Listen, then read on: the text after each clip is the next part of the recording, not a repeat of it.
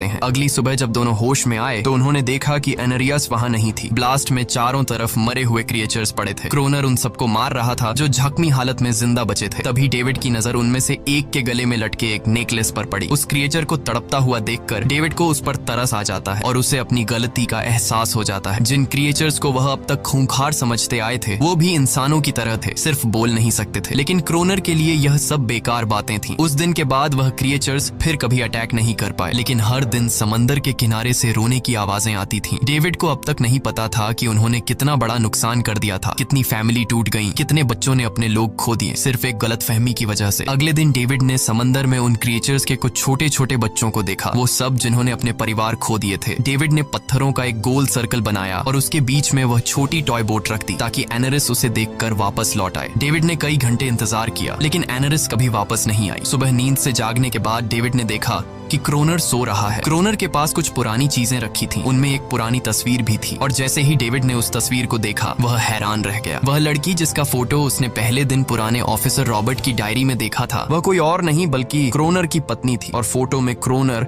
उसके साथ खड़ा था। असल में 1 साल पहले आए वेदर ऑफिसर रॉबर्ट मरा नहीं बल्कि उसने अपनी पहचान बदल दी थी, यानी क्रोनर ही वेदर ऑफिसर रॉबर्ट है, बस उसने अपना नाम बदल लिया था क्योंकि अब वह कभी इस आइलैंड को छोड़ना नहीं चाहता था। ये सब देखकर डेविड ने भी यह उम्मीद छोड़ दी कि वह कभी इस आइलैंड से जा पाएगा। अगले दिन शाम को जब डेविड समंदर के किनारे गया उसने देखा कि उस सर्कल में रखी छोटी बोट अब वहां नहीं थी, लेकिन उसी जगह पर उसने एक क्रीचर का छोटा सा बच्चा देखा जिसके हाथों में वह बोट थी। डेविड ने अपने हाथ में जलती हुई लकड़ी को उस सर्कल के बीच में फेंक दिया ताकि वह दिखा सके कि उसका इरादा लड़ने का नहीं है और उसे किसी को खतरा महसूस न हो। वह उनके साथ दोस्ती करना चाहता था। कुछ ही देर बाद समंदर की लहरों से एनेरिस निकलती है और उसके पीछे पूरा क्रीचर्स का ग्रुप भी समंदर से बाहर आता है, लेकिन इस बार कोई भी डेविड पर अटैक नहीं करता क्योंकि वे भी अब शांति चाहते हैं। उनका इरादा सिर्फ एक सुरक्षित जगह पाने का था अपने बच्चों के लिए। लेकिन तभी वहां क्रोनर हाथ में बंदूक लिए पहुंच जाता है।